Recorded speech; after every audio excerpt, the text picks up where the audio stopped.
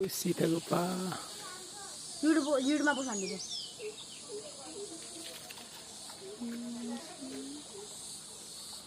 हो त्यो माडा ठाउँ त आयो बसिराख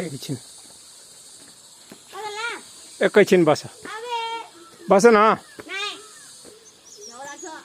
त्यहाँ एकछिन बस भनेको म एकैछिनमा आउँछु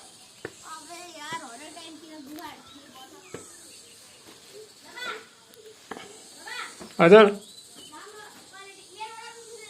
ल ल यसमै हुन्छ